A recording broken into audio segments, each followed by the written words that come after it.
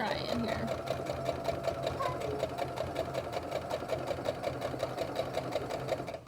Okay, so I found one more stitch. I found the end here. I'm gonna put the needle back down in the fabric. And then I'm going to put it back down and sew until we get to the end of the fabric. And then I'm going to lock my stitch in place. And there you go. Now you got a nose piece, a wire. And it's secure. I kind of got off track here, so it's kind of big, but it will stay in place. And I'm basically making this mask for myself because my other masks that my friend made me, the elastic shrank in the washing machine, so it doesn't fit right around my ears, and it's really irritating. All right, so before you cut your threads off, and this is an optional thing, you can do it if you want to, you don't have to. I do this because it makes me feel better, and I know that my stitches are more secure. Like I said, I'm not the best at back stitching. Anyways, so when you sew, you see that little loop there? That's from the back thread. Basically, you take like I just take a pin here and I pull it through so that both the back thread and the front thread are on one side here. Okay, like that.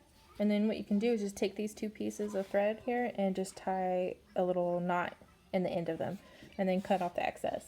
And I like to do this on the back side of the mask so that we don't have any stringies on the front side. And so I'll do these for all these little stitches.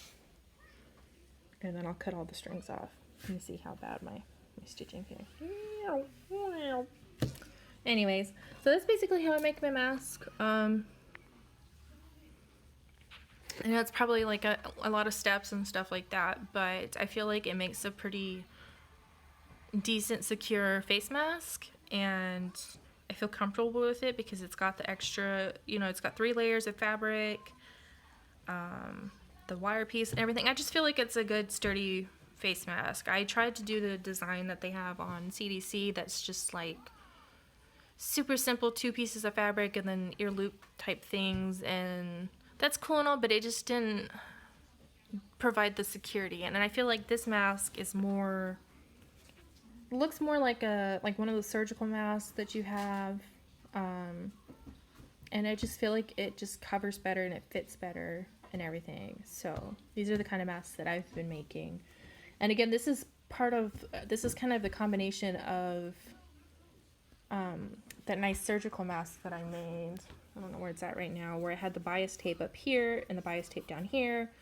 So basically with that mask is what you did is you sewed the sides, then you sewed the bias tape to the raw edges right here, and then after all that, then you did your pleats and stuff like that. But I did it differently, and then I just you know, added the elastic instead of the bias tape because I have elastic on hand and I wanted to get to making masks. So anyways, I will show you the finished product when I'm done tying all this off. And there you go. Got my little face mask. I'm glad I put a little extra elastic here because it's not pulling on my ears so much. I might start doing that for my other masks too. And there you go. And I'll go ahead and take this off and show you. And it's got a nice little pocket on the inside here, so you can add whatever filter you want to add to it. And that's just how you make the mask.